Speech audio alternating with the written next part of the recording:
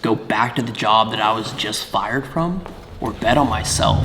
If we go back 3 years from today, I'll have just been finishing my first year in construction, learning all the different trades from drywall to painting to flooring to tiling. I'd always been starting businesses throughout all of high school, but it was finally to the point where I felt like I had acquired enough skill within the construction business to go after starting a business in that industry now. I also had the opportunity to move out of my parents' house for the first time with a couple of my best friends. I took that opportunity, and when I moved, I decided to take that leap and start that construction business.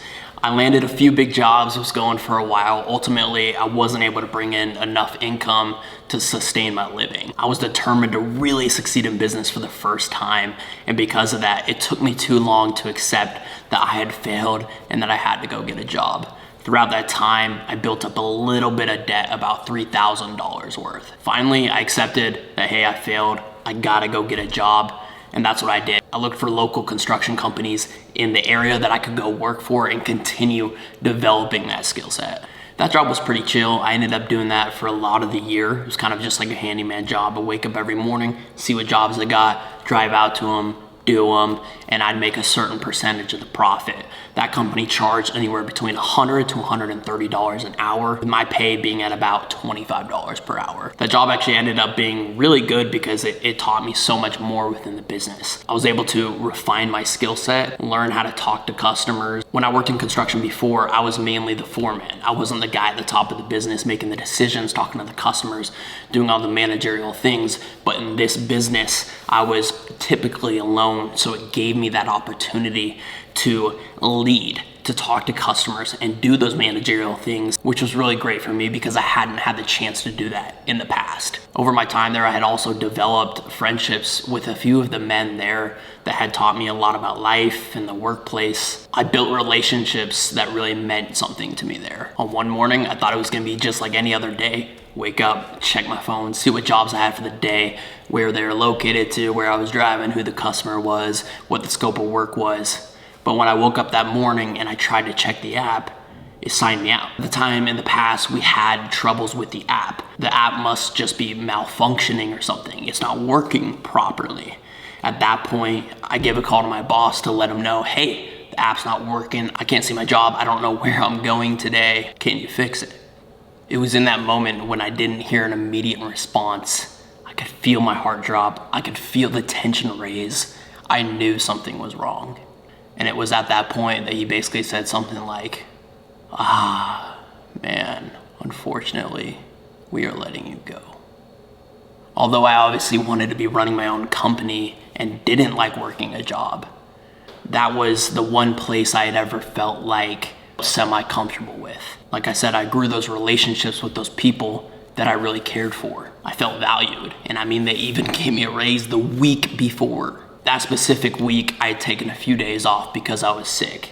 And it turns out that when I was taking those days off, he thought I was taking them off to go work on my own business. I truly was just sick and wasn't taking time off to work on my business. And this is where he was in the wrong. He should have come to me and talked to me about it like a man, but instead, he made assumptions and made a decision from there. The day after that, I packed up all my shirts, all my gear, walked back in the office. I was terrified, as you can imagine. When I walked in there, I was bawling, tears running down my face, holding my shirts. I was so confused because I felt like I had given this company my all. I had been putting, so much effort, and they even realized that by giving me a raise the week before. A lot of things were cleared up, and he actually ended up offering me my job back. At that moment, I had no idea what to do. I mean, what would you do if at your job you got a raise the week before, and then all of a sudden you figured out that you were getting fired? At that point, I decided that I needed a few days to consider. I had to make a huge decision. Go back to the job that I was just fired from, or bet on myself.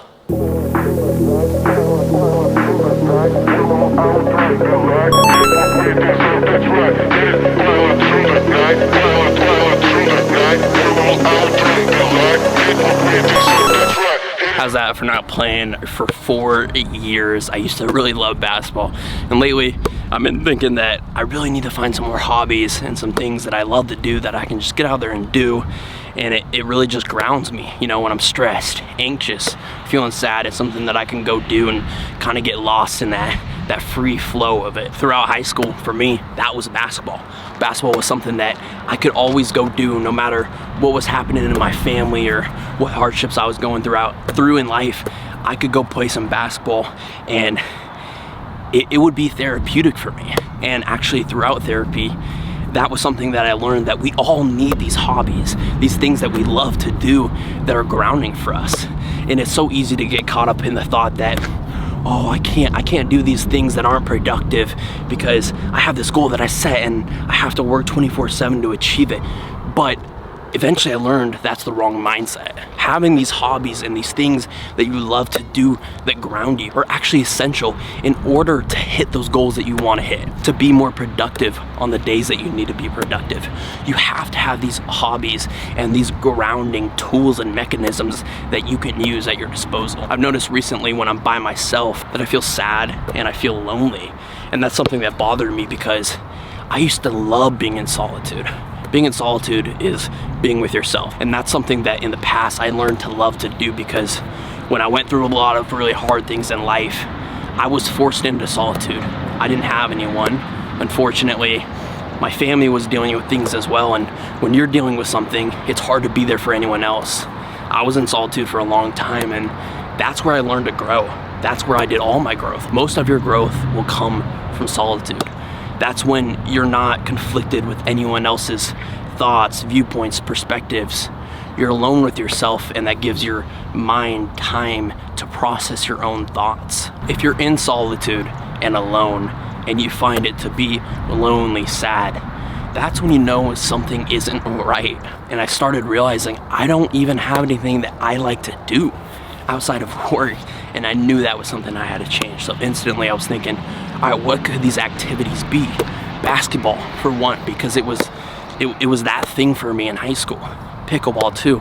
It was something that I was really got into a few months ago, but kind of let go of. And at this park right here across the street, they have pickleball, they have basketball. It's literally perfect. Also, paddleboarding.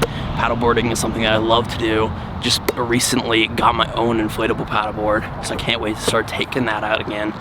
And I'm just excited to find these hobbies again that I love doing. I truly believe that participating in activities that you love and finding passion in those will allow you to drive further in your career, your business, or whatever it is. All right, so unfortunately, the battery ended up dying while we were playing basketball, but I'm walking in the Sky Lounge right now in my apartment, gonna get some work done. But the thing that I wanted to say,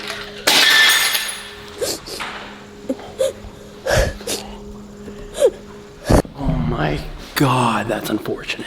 Can't trust me holding the glass, I'm gonna drop it. Right now, the key finding more subs is right now the key trying different marketing techniques is right now the key hiring different roles, you know, like there's no written out plan of what to do step by step. Yeah, that sounds very overwhelming. I mean, there's a gap in the market for sure, and just I've been considering hiring someone almost to be as like the face of the business from the marketing perspective. That's like maybe like 40, you know?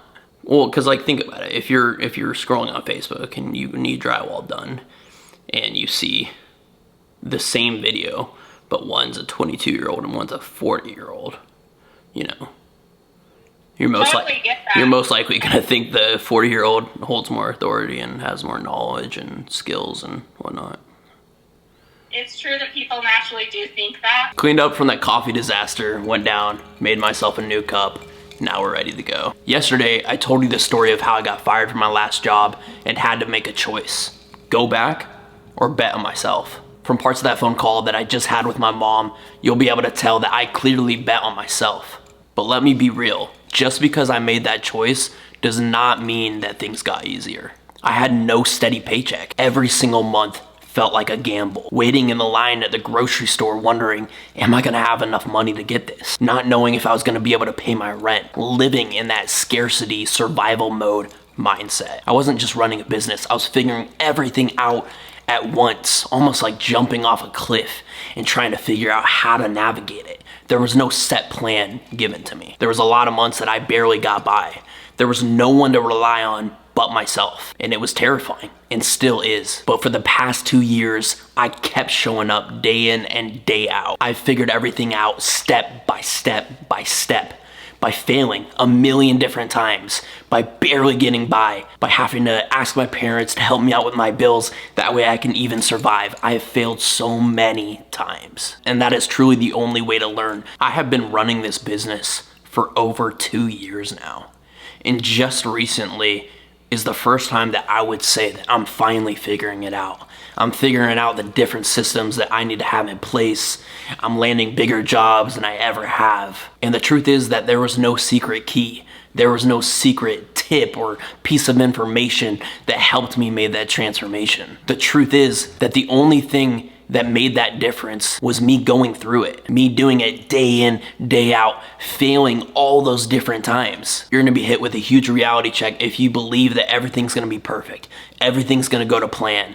Entrepreneurship isn't for the faint of heart. What you should really be asking yourself is, am I willing to go through as many failures as it takes to start seeing the success?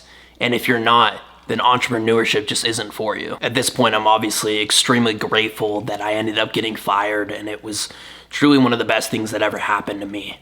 I can't even imagine to begin what my life would look like if that hadn't happened. I did choose to bet on myself that day, and I will choose to bet on myself for every single day for the rest of my life. There's nothing wrong with living a mediocre life if that's for you, but it's just not for me. What's currently holding you back? Is it the friend group that you surround yourself with? Is it sticking to that job because you're scared to take that leap and you really just need that steady paycheck? Whatever it is in your life, I urge you to bet on yourself every single time. Naturally, you're gonna fail way more. I mean, it makes sense, you're going after something that's way bigger, but in the end, you will always be proud of yourself and what you have accomplished. That's gonna do it for this one. Make sure you hit subscribe, follow me for the rest of my YouTube journey, and I'll see you in the next one.